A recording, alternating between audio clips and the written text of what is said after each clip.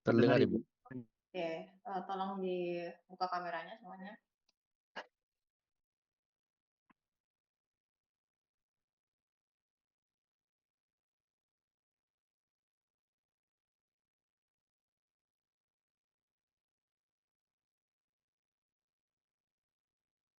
Slide saya udah terlihat? Terlihat, Ibu. Oke, udah full screen juga ya? Atau belum? Udah Sudah, terlihat Bu. full screen nggak? Udah. Oke. Sudah, Bu.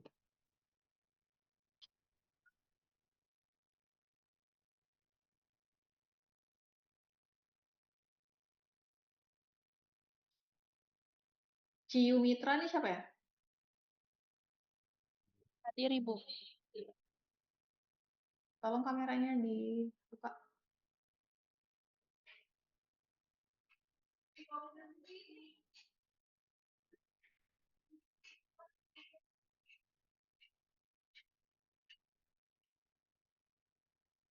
Oke, kita mulai kalau semuanya sudah open kamera ya.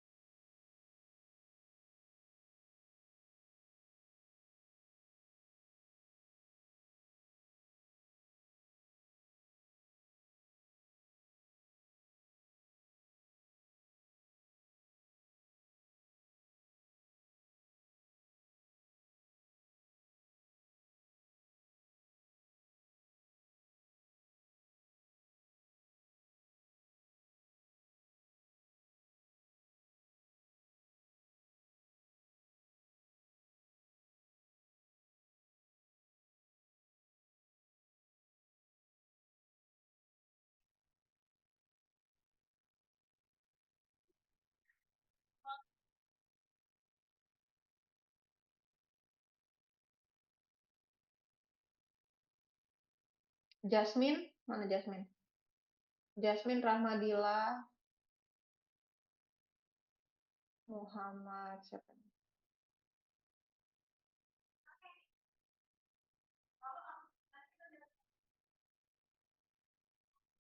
Muhammad Alif Rizky, Syahrul Syafaat, Dea Aulia, Latifah, mana orangnya? Jadi, Ibu, katanya kan dari Syahrul Safaat itu sinyalnya lagi buruk, Ibu, jadi tidak bisa on cam. Oke, cari dulu berarti jaringannya.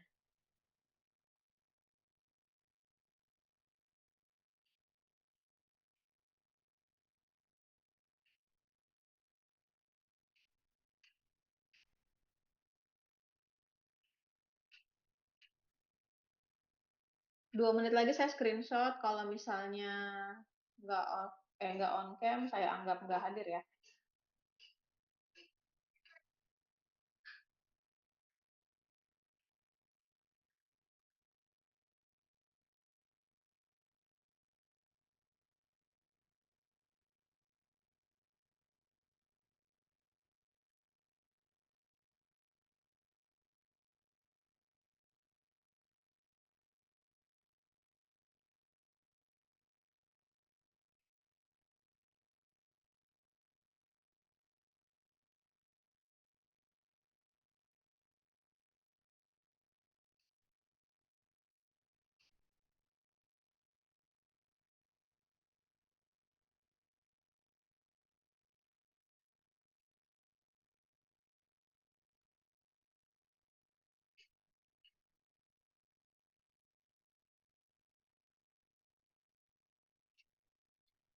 Syifa Nabila sama Rahmadila gimana ya?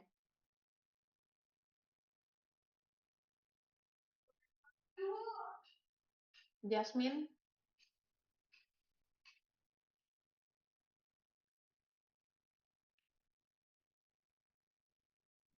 Izin Ibu, saya Rahmadita tadi belum on cam karena lagi di toilet Ibu.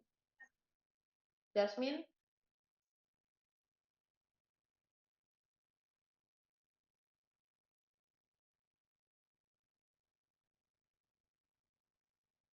Hadir Ibu.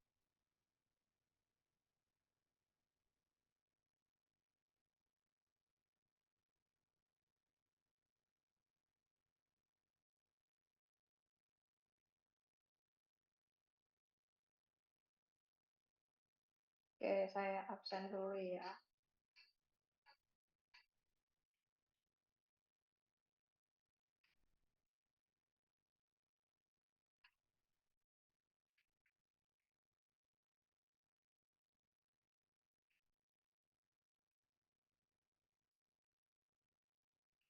Elsa nggak ada ya?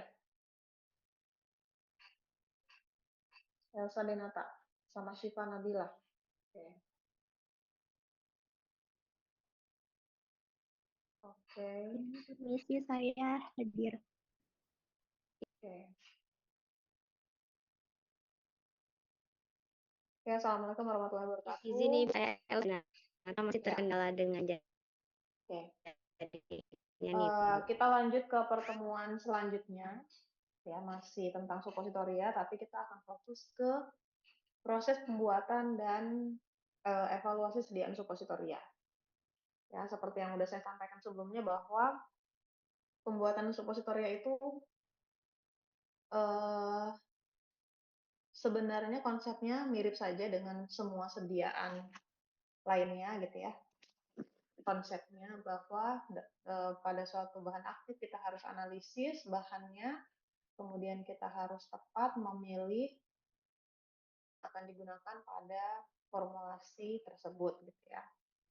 Nah, karena supo ini sudah kalian kerjakan gitu ya, udah kalian praktikumkan juga. Nah, mungkin untuk pertemuan ini kita akan lebih banyak interaksi gitu ya, jadi diskusi dua arah saja. Seperti yang sudah saya sampaikan di pertemuan sebelumnya bahwa pembuatan supo itu terbagi menjadi beberapa tahapan, ya kan? Pertemuan sebelumnya kita udah bahas mengenai perhitungan, ya. Kemudian selanjutnya ada tahap pelelehan, pencetakan, pemadatan, dan ejeksi. Nah, saya mau tanya ya, atau kalau ada yang bisa jawab silakan sebutkan namanya, kelas apa, ininya. Kalau ada yang bisa menjelaskan mengenai apa yang harus kita perhatikan pada saat proses pelelehan si basis yang kita gunakan pada saat produksi supositoria. Ada yang bisa jelaskan?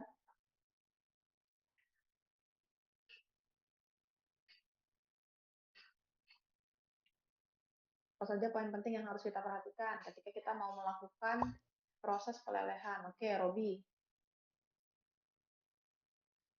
Izin Ibu, jadi dari yang saya tahu untuk pelelehan supositoria itu tuh yang harus kita perhatikan salah satunya itu adalah suhunya Ibu. Suhunya itu tidak boleh terlalu tinggi agar Contohnya kita ambil basis oleum kakao itu kalau misalnya terlalu tinggi melebihi sekitar 40 derajat itu nanti akan merubah struktur dari matriks atau kristalnya sehingga nanti kalau di suhu ruang itu dia tidak bisa mengeras kembali, Bu.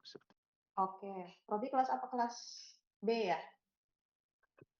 B umum, Ibu. Oke. Ada yang lain yang mau menambahkan? Apa yang perlu kita perhatikan? Oke, Alisha. Izin Ibu, saya Alisha dari kelas B umum dengan NIM 095. Saya izin menambahkan selain suhu seperti yang sudah dikatakan oleh Robi, itu ada di waktu pemanasannya Ibu, sama kebersihan alatnya. Karena kalau misalnya dia dipanaskan terlalu lama, takutnya ada reaksi yang tidak diinginkan seperti penguapan ataupun teroksidasi seperti itu Ibu. Oke, benar. Ya. Juga selain apa namanya suhu pelelehan, kita juga harus memperhatikan apa namanya jenisnya ya, jenis-jenis dari basisnya gitu kan. Kayak tadi misalnya satu bahan misalnya kayak oleum kakao itu kan dia punya berbagai varian, PEG juga punya berbagai varian. Kita harus paham betul berapa suhu pelelehan dari masing-masing bahan ya, walaupun sama judulnya oleum kakao tapi beda varian, beda suhu leleh. Jadi harus perhatikan detail di dokumen KOA mengenai informasi titik leleh dari suatu bahan ya. Seperti itu. Oke, kalau pencetakan, kita bahas dulu ya pelelehan.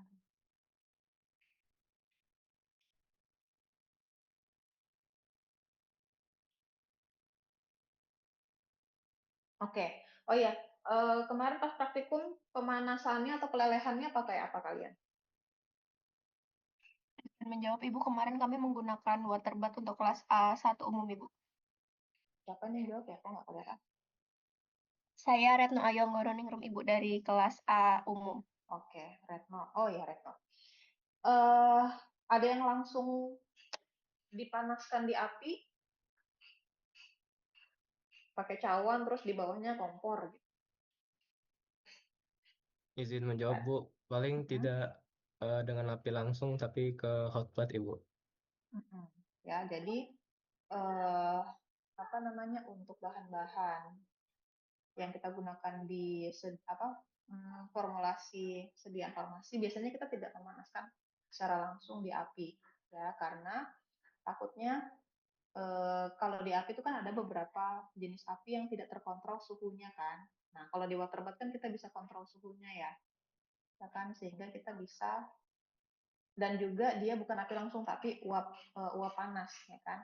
Nah, jadi relatif tidak merusak bahan yang kita gunakan gitu ya. Jadi pada saat pelelehan disarankan kita menggunakan penanas air bukan dengan panas langsung gitu ya. Satu karena dia lebih terkontrol panasnya, terus panas uap juga tidak secara langsung bisa merusak bahan yang kita gunakan ya. Nah, kalau pencetakan, apa yang perlu kita perhatikan pada proses mencetak suppositoria? Izin menjawab Ibu, saya Nur Sakina dari kelas B umum. Itu yang pertama kalau Bentar. misalnya Ini kayaknya Zoom tuh lagi agak bermasalah nih, nggak bisa kelihatan siapa yang ngomong. Saya akan. Oke, siapa tadi? Nur Sakina dari kelas B umum ya. Ibu.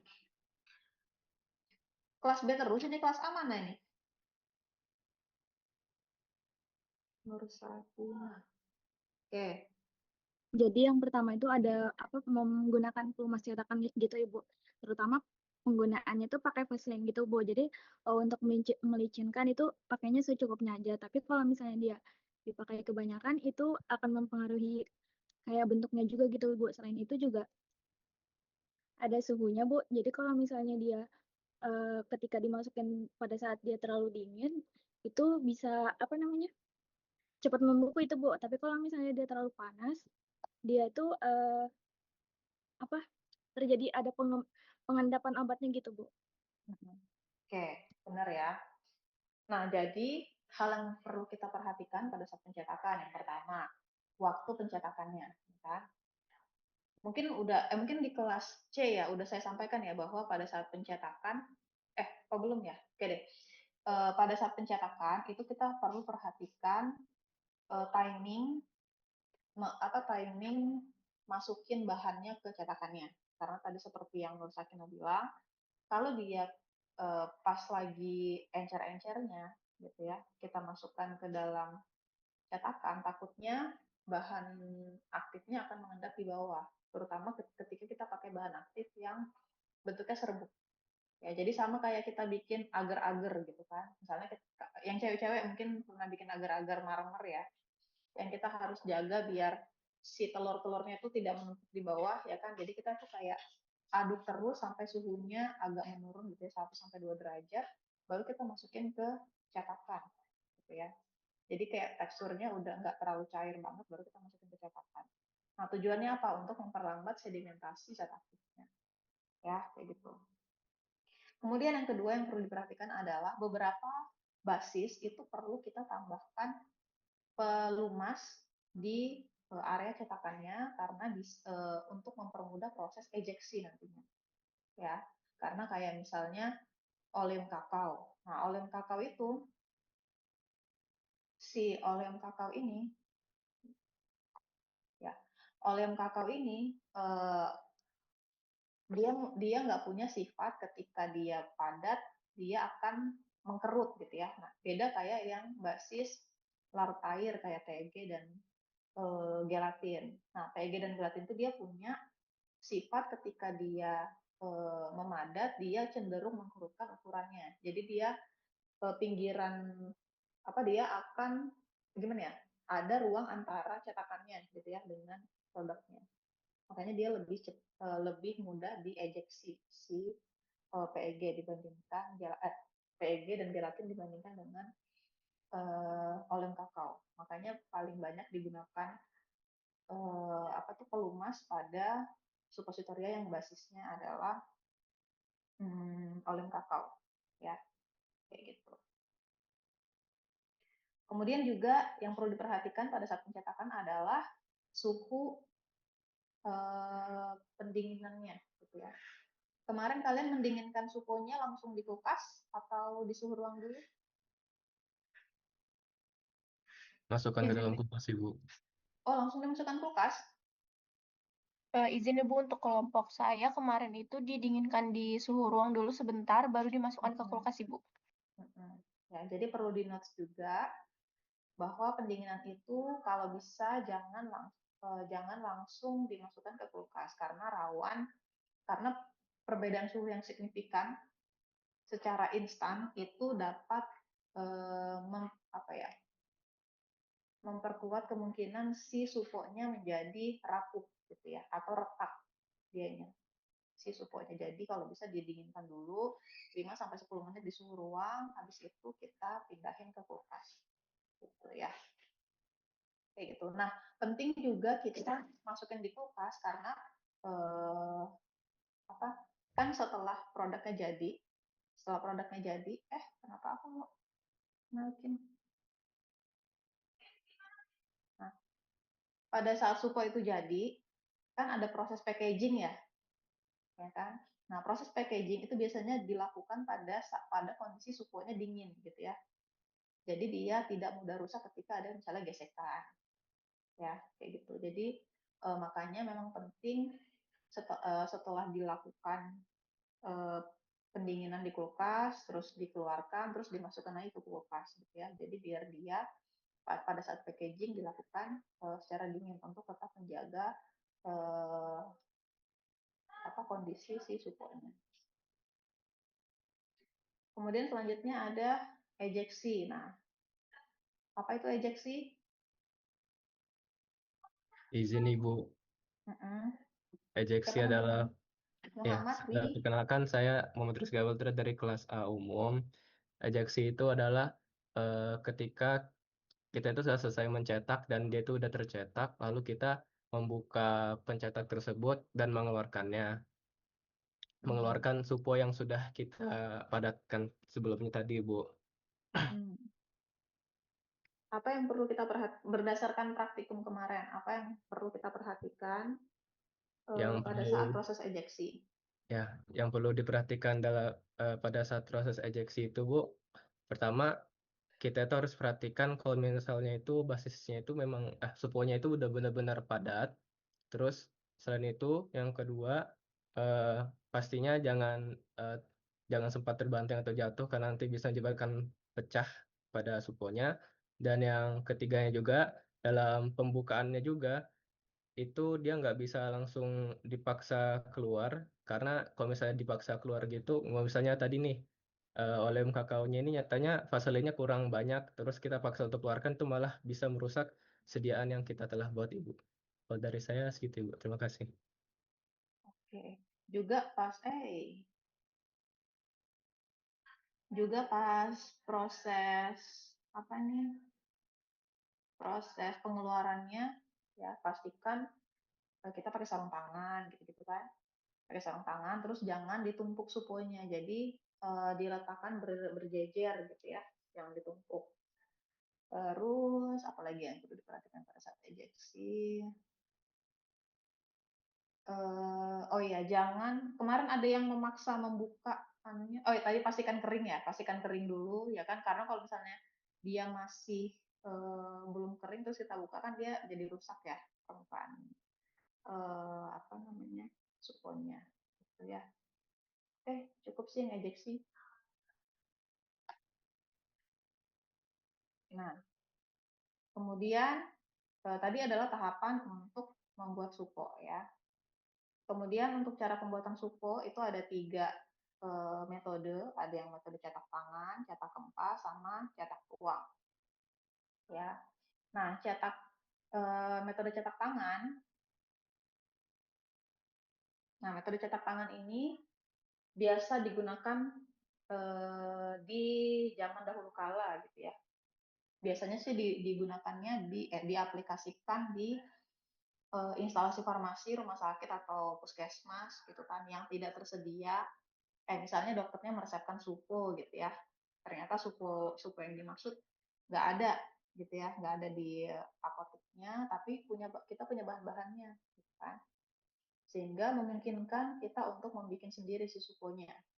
Nah, jadilah kita pakai metode cetak tangan. Nah, cetak tangan ini ya udah kita pakai tangan membentuk suponya gitu ya. Jadi kita lelehkan, kita campur bahan-bahannya, ya udah kita cetak aja pakai tangan. Tapi untuk pembagiannya itu pakai gram gitu ya. Jadi ditimbang dulu berapa yang diminta dokter, baru kita bentuk sendiri. Misalnya mau bentuk peluru, ya udah kalian bentuk peluru, udah itu. Ya. Tapi dia pembentukannya itu apa namanya, pada kondisi dia sudah hampir membeku gitu. Jadi udah mulai agak membeku sambil kita dicetak secara manual pakai tangan kita. Ya, seperti itu. Memang agak sedikit berbeda. Jadi kalau yang biasanya kita tinggal masukin ke cetakan, kalau ini kita timbang dulu baru kita bentuk gitu ya. Nah, itu metode cetak. Tapi sekarang udah mulai ditinggalkan karena kan udah banyak kan sediaan produk yang udah established gitu kan, yang udah disalurkan ke apotek, ke instalasi farmasi baik di puskesmas maupun rumah sakit ya. Kemudian yang kedua ada metode cetak tempat. Nah, biasanya ini diaplikasikan di apa namanya, skala industri gitu ya, untuk biasanya ini hanya untuk mempermudah proses atau mempercepat proses pengeringan gitu ya, pengeringan si suponya sih. Kayak gitu. Jadi dia harus pakai alat khusus, cuman saya belum ketemu nih alat, saya nggak bisa nampilkan alat cetak tempatnya. Ya. Prinsipnya sama ya, jadi kita masukin ke dalam cetakan, tapi dia ada suatu tambahan pengepresan. Ya, biasanya di skala industri. Kemudian yang terakhir ada metode cetak tuang. Nah, ini yang kalian gunakan kemarin ya. Metode cetak tuang, kita hitung berapa jumlah kebutuhannya, berapa substitusi yang dibuat, kemudian kita lakukan tahapan-tahapan yang tadi, nah baru kita masukkan ke cetakan. Ya. Setelah itu tunggu mengering, kemudian kita ejeksi sampai kita ejeksi. Ya, itu metode cetak tuang yang paling simple dan paling banyak digunakan baik dari skala lab sampai skala industri. Nah, kemarin sudah melakukan evaluasi sediaan pada saat praktikum? Sudah Ibu. Oke, apa aja evaluasi yang kalian kerjakan? Apa aja jenis evaluasinya? Ada uji pH, ada uji organoleptis, ada uji titik lebur, waktu lebur, dan keseragaman bobot, Ibu.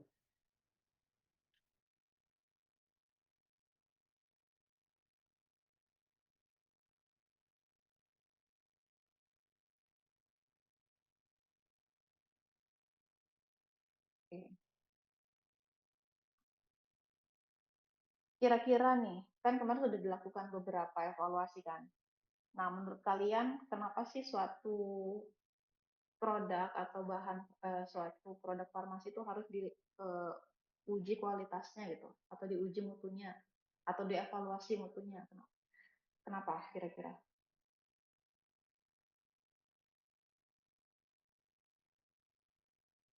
Mungkin untuk mengetahui apakah sediaan suppositorinya itu Tiara kelas apa ya, Tiara?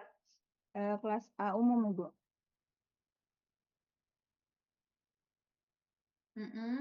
Untuk mengetahui apakah sediaannya itu layak untuk diedarkan, Ibu. Oke, ada yang lain? Layaknya ini seperti apa layaknya, Tiara?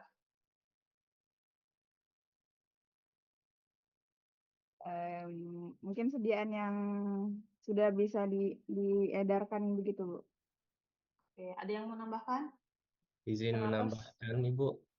Siapa tuh? Saya Rizka, mau Rizka. Gaweltra lagi. Oke. Mungkin yang dimaksudkannya itu seperti dari organoleptiknya, Ibu, tampilan secara visualnya, mulai itu warna, kondisinya, terus aromanya seperti apa, rasanya seperti apa. Terus selanjutnya itu bagaimana sih, apakah dia itu aman ketika digunakan, misal pH-nya itu sesuai atau tidak. Apakah pH-nya itu aman buat digunakan pada bagian tersebut. Lalu sama itu Bu, apa, untuk memastikan juga dosisnya yang dibuat itu tersampaikan, bisa diberikan dengan maksimal atau sesuai dengan yang ditargetkan, Ibu. Oke, nice ya, Rizka. Wah, Rizka. Gimana nih ngomongnya Rizga? Rizga, Ibu. Rizga, oke. Rizka lagi, Rizka kan cewek. Oke, Rizga, bagus ya. Memang suatu obat atau suatu produk farmasi itu memang harus kita evaluasi, ya kan? Evaluasi supaya apa? Supaya kita bisa pastikan bahwa obat itu bermutu, ya kan? Bermutu itu yang kayak gimana, Bu? Bermutu itu misalnya kayak bentukannya, tadi kayak si Rizga bilang ya, bermutu itu bentukannya bagus, gitu kan? Tidak ada cacat, warnanya tidak berubah, terus dia stabil, maksudnya ya stabil tidak berubah bentuk gitu ya. Kemudian kita juga harus pasti dengan evaluasi sediaan kita bisa memastikan bahwa sediaan yang kita bikin itu berefek, ya kan? Gimana cara lihat efeknya? Kita lihat dari uji. Bagaimana cara kita melihat efek suatu obat?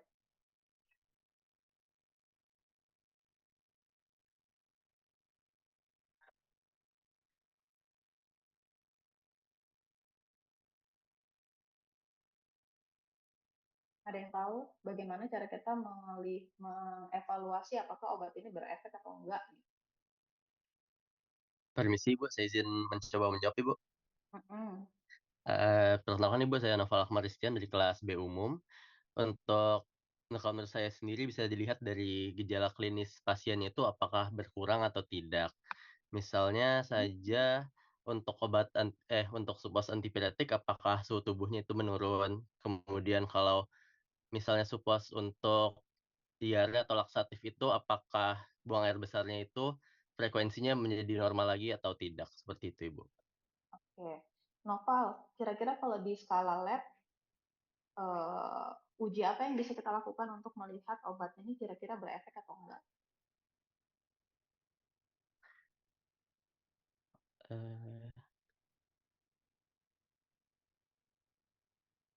Ada yang lain yang bisa menjawab? Ya. Izin Ibu, bolehkah saya membantu jawab? Boleh. Ya, mungkin bisa dilakukan uji in vitro, Bu, ataupun jika mungkin kan untuk uji in vivo pada hewan, Bu. Oke. Ya. Lebih Paling memastikan. Oke. pada saat kita melakukan pengembangan obat, paling dekat kan, karena kalian apa ya, masih di skala akademik, paling dekat adalah untuk melihat efek obat dengan cara melihat uji terhadap hewan dulu kan ya. Ya, jadi kita harus evaluasi juga apakah nantinya obat itu memiliki aktivitas atau enggak gitu kan, melalui uji misalnya in vitro atau in vivo gitu kan. Kemudian juga kita perlu memastikan bahwa obat itu aman atau enggak gitu kan. Gimana caranya lihat juga si obatnya aman atau enggak? Izin menjawab Ibu, kalau misalnya yang berdasarkan dari amannya itu, kalau dari evaluasi sediaan pH-nya gitu Bu, jadi kan kalau misalnya dia basis air itu kalau nggak salah dia mempunyai pH kisaran 3,3 sampai 4. Tapi kalau misalnya di basis lemak itu pH-nya itu di kisaran 7 gitu Bu. Oke. Ya, selain itu juga kita bisa menentukan sediaannya aman atau enggak tadi ya, balik lagi. Bisa juga pakai uji in vivo ya kan. Apakah kalau misalnya dia tidak aman berarti kan bisa menyebabkan misalnya kerusakan bahkan kematian pada hewan yang kita uji gitu kan. Nah, ya, tapi pada intinya evaluasi mutu itu adalah untuk memastikan bahwa obat kita bermutu, berefek dan aman untuk digunakan. Nah, dari uji-uji yang kalian lakukan kemarin, ada yang bisa mengelompokkan misalnya uji pH itu masuk ke mana? Apakah dia uji yang bisa menunjang mutunya, ataukah bisa menunjang efeknya atau keamanan? Ada yang bisa kelompokkan uji pH masuk ke mana dia?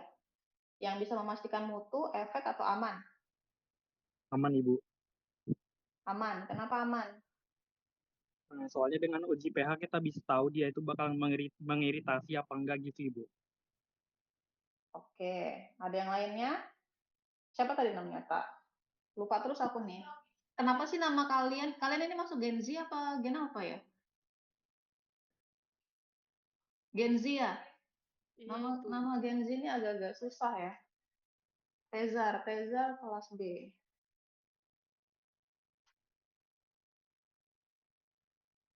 Tapi satu satu uji itu tidak serta merta merepresentasikan satu evaluasi ya. Misalnya kayak pH itu nggak cuman untuk melihat dia aman atau enggak gitu ya, tapi juga dia bisa menginterpretasikan misalnya mutu gitu kan.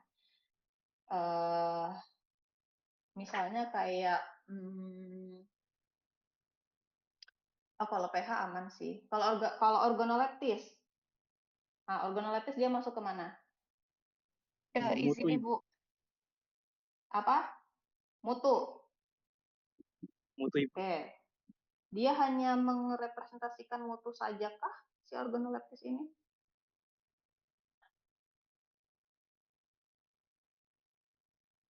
Permisi, Ibu. Iya. Kalau menurut saya, bentar ya. Iya, Ibu. Oke. Kalau menurut saya organoleptik itu nggak cuma merepresentasikan si mutunya, Ibu. Dia juga bisa merepresentasikan si efek, karena kalau di pengujian suppositoria di teorinya saya ada ingat kemarin kan itu dilihat persebaran zat aktif yang ada di dalamnya kan, Ibu, dari warnanya itu. Nah, itu bisa memicu, maksudnya berpengaruh juga ke efeknya, Ibu, efektivitas obatnya. Gimana dengan cara melihat, bisa melihat efeknya bagaimana? Kan kemarin kalau di suppositoria itu ada dilihat di organoleptik itu ada endapan atau tidak, Ibu. Nah, kalau misalnya ada endapannya itu kan berarti di persebarannya itu tidak merata, Ibu. Seperti itu. Oke. Ya. Oke. Seperti itu. Kira-kira nih, dari evaluasi yang kalian lakukan, kira-kira ada yang kurang nggak uji yang dilakukan? Atau berdasarkan yang udah kalian dapatkan nih kemarin, ya kan? Teori dari saya, terus yang kalian lakukan pada saat praktikum, ada nggak kira-kira? Oh sebenarnya kayaknya butuh deh satu uji lagi untuk menunjang hasil evaluasi mutunya.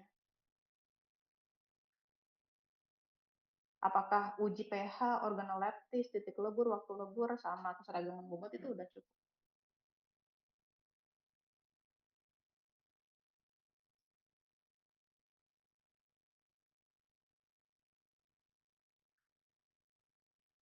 Cukup? Kemarin ada yang masih ingat nggak perbedaan utama dari perbedaan utama dari supo yang basis lemak sama supo yang basis air? Izin Ibu, masih Ibu. Jangan Rizga lagi dong, yang lain. Baik Ibu. Bosan. Siapa tahu yang lain pengen jawab gitu ya, atau mau saya panggil aja. Siapa tahu kayak agak sungkan gitu kan. Ada yang mau jawab selain Rizga, Alisa, Nur Sakina, Tiara? Ya. Perkenalkan, saya Tia Cynthia Bella dari kelas B. Perbedaan utama dari basis lemak sama air itu, kalau misalnya lemak, dia itu melebur ketika terkena suhu tubuh, sedangkan kalau misalnya basis air, dia itu melarut saat berkontak dengan mukus. Oke. Kemarin yang kalian lakukan uji waktu lebur aja ya? Ya enggak? Ya kan? Kira-kira itu merepresentasikan nggak untuk supo yang basis air? Merepresentasikan nggak? Menurut kalian ini ya? Izin Ibu, kalau menurut saya kurang merepresentasikan karena kita melakukannya semuanya di lebur Ibu. Jadi tidak tahu apakah yang basis larut air itu benar-benar melarut apabila terkena mukus, dan kita melakukannya kan di lebur Ibu. Jadi ya gitu Ibu. Oke, Kurang seperti yang saya sampaikan. merepresentasikan. Iya, oke Retno. Seperti yang saya sampaikan kemarin kan, ada basis PEG yang dia di suhu tubuh dia nggak meleleh gitu kan, makanya disimpan di luar kan. Nah, makanya kita kudu gimana cara memastikan dia bisa hancur? Ya udah kita masukin ke air ya kan. Nah, uji apa yang kita bisa gunakan untuk melihat apakah si suponya hancur ketika di air?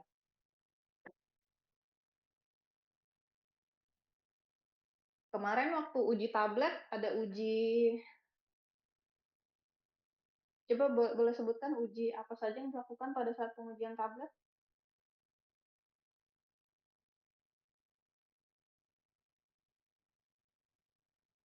Ada uji apa aja? Agsda, Ainia. Ada uji apa aja? Ini uji apa Bu? Uji supo Tablet, ya? Tablet. Kami uji tablet untuk yang granul itu ada uji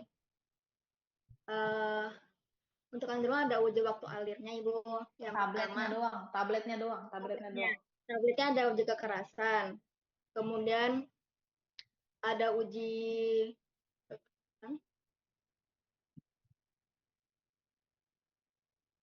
ada friability-nya Ibu.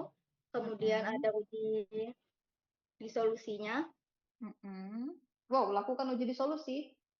Iya, sempat kami Ibu. Lakukan uji disolusi pakai spektro dong berarti ya? Terus itu ada uji waktu hancurnya juga Ibu. Oke. Uji waktu hancur pakai alat apa uji waktu hancur? Cynthia Desti pakai alat apa uji waktu hancur?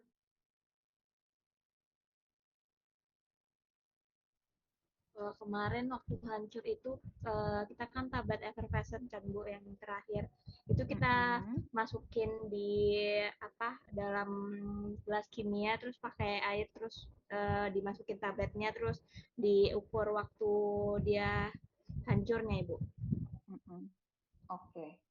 Ada baca tentang uji waktu hancur untuk suppositoria? Ada pernah baca?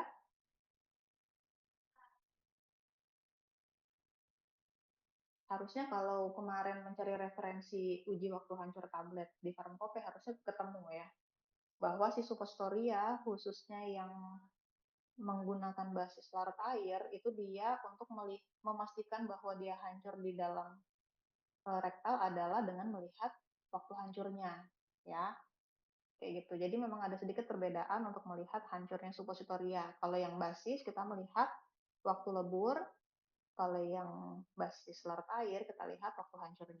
Ya, sampai sini paham ya? Oke. Ya, jadi memang sepenting itu kita melakukan evaluasi mutu. Ya, kayak gitu.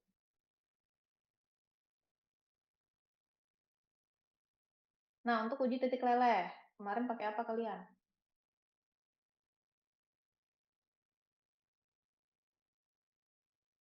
Pakai apa uji Izin titik menjawab, lelehnya? Ibu. Mm-mm. Untuk uji titik leleh itu kemarin kami pakainya di penalas air, terus nanti ada termometernya, Ibu. Mm-mm. Berapa maksimal dikatakan dia baik? Kan setiap evaluasi ada syarat keberterimaan kan? Mm-mm. Dikatakan dia suponya bagus nih, titik lelehnya memenuhi persyaratan. Itu kalau waktu lelehnya berapa menit?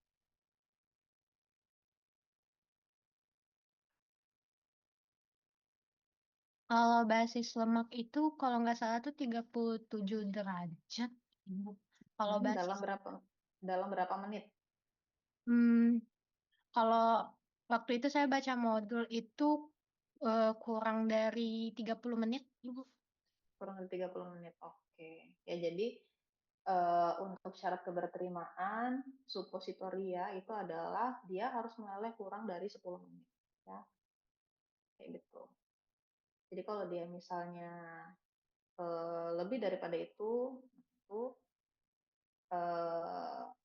kudu ada yang harus ditingkatkan biar suhu lelehnya kurang dari 10 menit ya.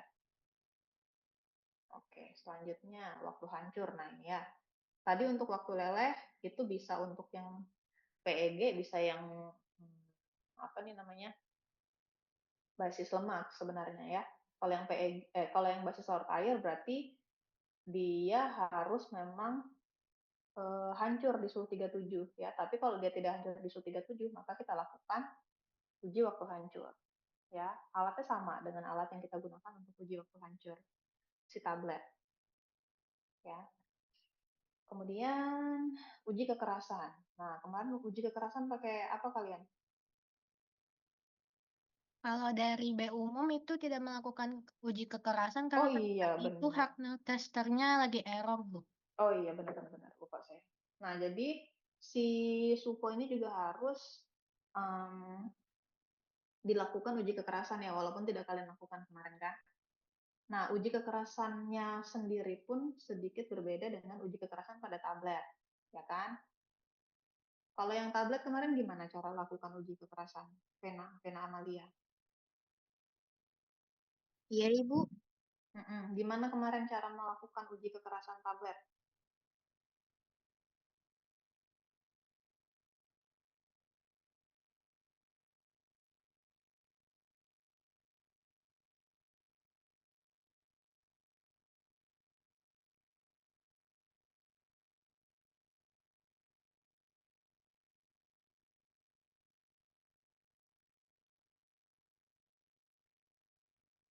Gimana, Vena?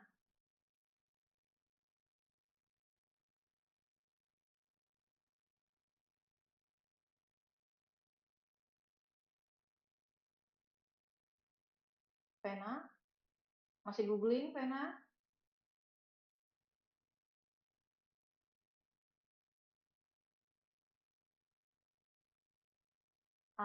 Amanato, gimana kemarin cara melakukan uji kekerasan?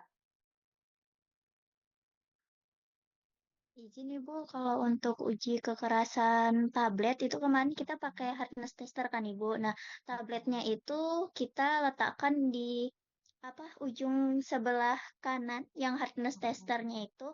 Kemudian kita kita klik di layarnya itu Ibu. Terus?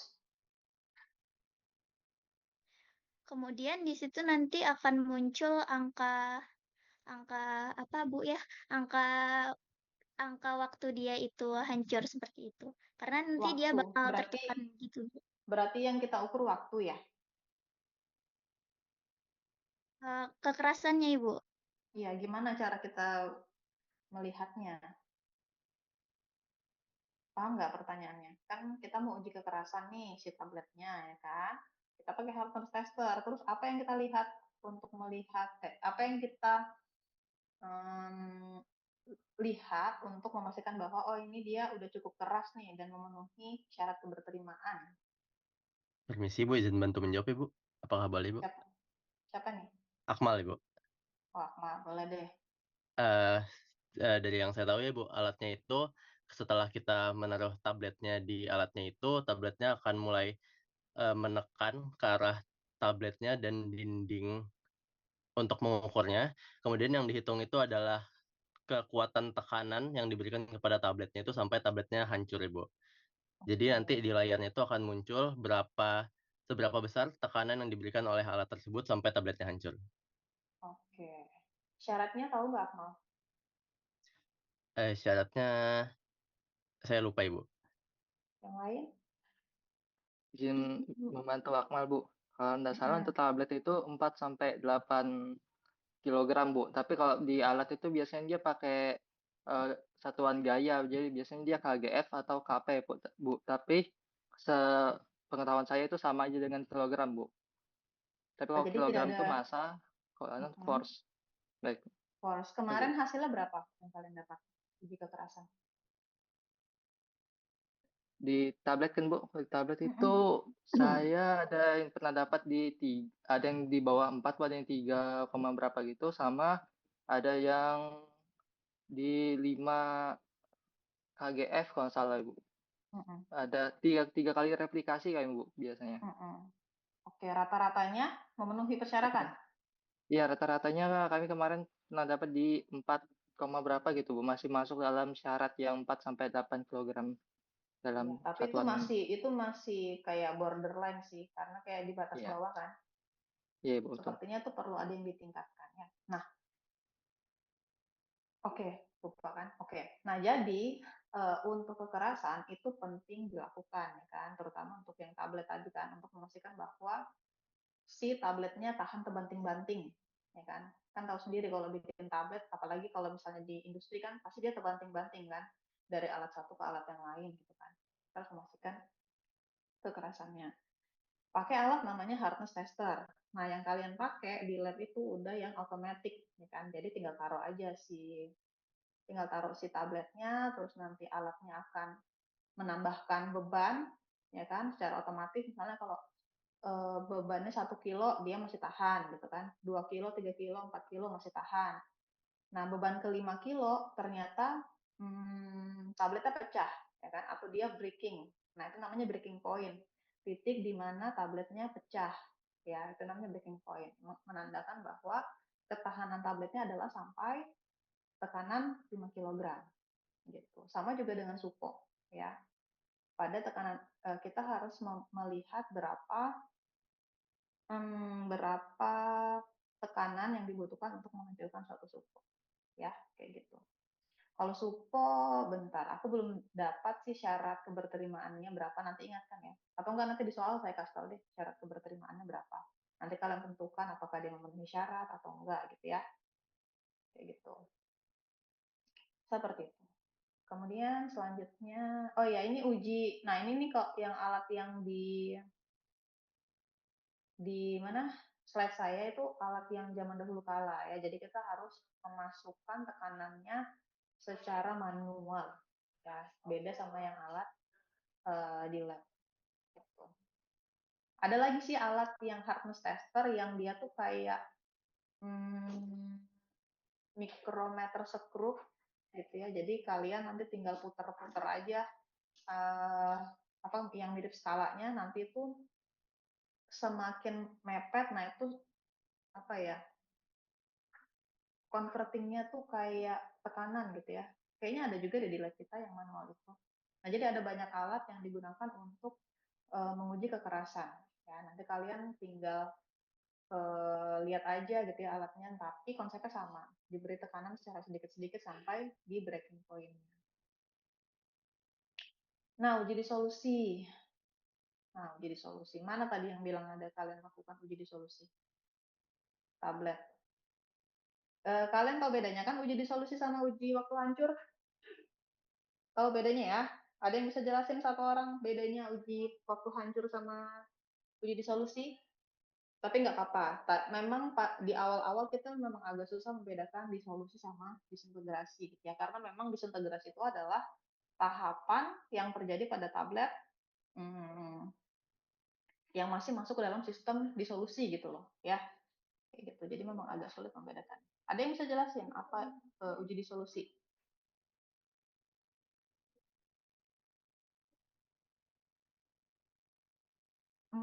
Kalian berarti udah dapat Formastika 2 kan? Sama Pak Rahim. Nah, udah belajar disolusi kan? Semester lalu tuh. Sudah, Ibu. Gimana uji disolusi itu? Prinsipnya deh. Kalian udah pernah lihat alatnya? Ini kita punya loh alatnya. Sudah, Ibu. Sudah. Nah. Ada yang bisa jelasin? Izin Ibu, apakah saya boleh untuk menjawab? Ya udah deh, boleh. Jadi kalau dari prinsip dari alatnya dulu, alatnya itu sudah jelas berbeda. Kalau untuk waktu hancur menggunakan disintegration tester, kemudian kalau untuk disolusi menggunakan alat disolusi yang seperti Ibu tampilkan dengan 3 chamber. Kalau disintegration itu kalau yang di lab kita itu biasanya cuma ada satu gelas kimia dengan ada beberapa lubang, itu sekitar 6 lubang. Nanti tablet atau sediaan yang akan diujikan dimasukkan ke tiap basket lubangnya. Kemudian ditutup dengan penutupnya, lalu dinyalakan alatnya, kemudian itu nanti alatnya akan naik turun. Kita bisa menyesuaikan suhunya sesuai dengan suhu tubuh, atau 37 derajat atau berapapun yang ingin kita lakukan. Kemudian kita amatin berapa menit sampai sediaan yang kita uji itu hancur atau benar-benar sudah hancur. Seperti itu, Bu, untuk yang waktu hancur. Kemudian kalau untuk yang disolusi itu biasanya menggunakan alat dissolution yang seperti ini dengan bantuan spektrofotometer UV vis kalau tidak salah. Itu diambil pada tiap beberapa menit yang kita sendiri tentukan, biasanya di 5, 10, 15, 30, 1 jam dan seterusnya untuk melihat seberapa tinggi kelarutan zat atau sediaan yang diuji, Ibu. Oke, ya. Kurang lebihnya seperti itu. Jadi kan kalau disintegrasi, uji disintegrasi itu kan cuma untuk melihat dia tuh bisa hancur atau enggak sih gitu kan. Sementara kalau disolusi itu kita mau melihat gitu ya, laju pelepasan obatnya. Per menit tuh kita ukur. Jadi kalau disolusi itu kita masukin dulu si tabletnya misalnya ke dalam alat ini ya kan, kita masukin tabletnya. Kemudian untuk disolusi juga kita tidak ada pengadukan seperti yang disintegrasi. Jadi cuma pakai pedal doang. Nih pedal namanya. Kelihatan nggak sih anunya? Nih, mana? Kelihatan, Ibu. Nah, nih kita cuma pakai pedal ini doang. Jadi kayak diaduk-aduk gitu, ya, nggak se ekstrim yang uji disintegrasi. Nah, setiap kali pengadukan, bukan setiap kali, apa namanya? Tadi kan kita mau lihat kadarnya kan. Nah, jadi misalnya di menit ke-0 kita ambil larutannya atau mediumnya dari si chambernya ini, ya kan? Menit ke-0. Kemudian menit ke-5 kita ambil lagi mediumnya dari masing-masing chamber, ya. Nah, setelah kita ambil mediumnya misalnya 5 mili nih dari chamber, kita masukin lagi medium yang baru 5 mili gitu. Ya jadi itu kayak sama kayak kita di tubuh kita gitu kan. Jadi dia tuh kayak peningkatannya sedikit-sedikit gitu ya. Jadi harusnya kalau pelepasan obat itu baik, semakin lama semakin tinggi kan si kadarnya kayak gitu. Makanya kita perlu ambil ada intervalnya 5, 10, 15 dan seterusnya kayak gitu ya.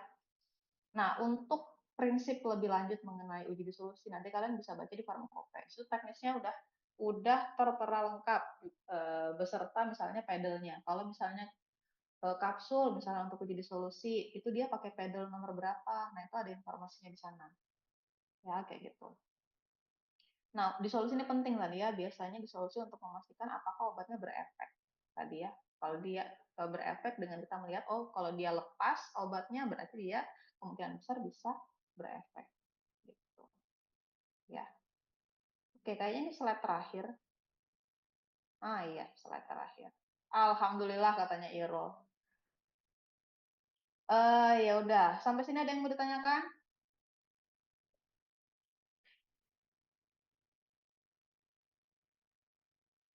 Udah absen semua ya? Udah dibuka absennya? Udah absen semua? Oke. Kalau beneran nih nggak ada yang ditanyakan. Oh iya, ini yang kelas 2 kelas ini belum dapat slide ya. Nanti ambil ke ruangan ya. Nanti saya print dulu, kalian ambil di meja aja. Oke. Saya Ibu, izin tanya tentang absen. Ini katanya kelas C dia kebuka juga, Ibu. Apa? Kata kelas C ini absen mereka kebuka juga apa mereka absen juga, Ibu? Oh, nggak usah. Nanti kututup. Ibu izin konfirmasi, di STAR saya belum terbuka, Ibu. A umum. Kelas A umum belum semua nggak kebuka? A umum belum terbuka sepertinya Ibu. Soalnya saya Oh, belum ya udah. terbuka juga. Oke, bentar. Bentar ya.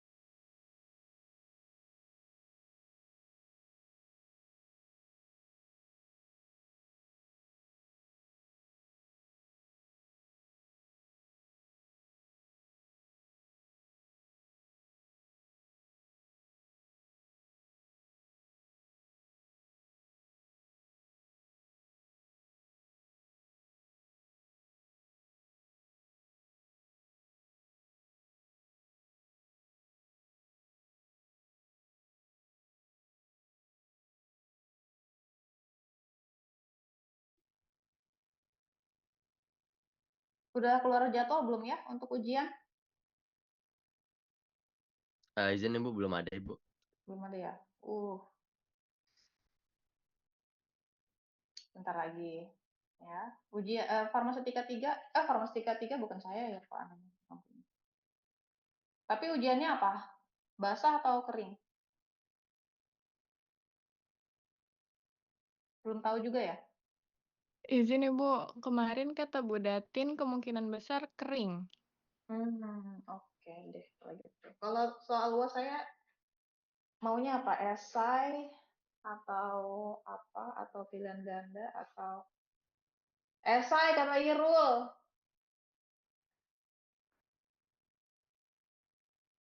Iya kelihatan tuh ngomong esai. Karena sekarang saya sudah trust issue dengan G-form dan pilihan ganda, jadi kita esai aja ya. Tadinya mau lisan, tapi kayaknya saya agak capek sendiri nanti kalau lisan kan. Jadi mending esai saja ya. Oke. Udah dibuka tuh yang kelas A, silakan absen. Udah belum? Sudah Ibu. Oke. Kalau sudah, saya akhiri pertemuan kita hari ini. Kurang lebihnya mohon maaf.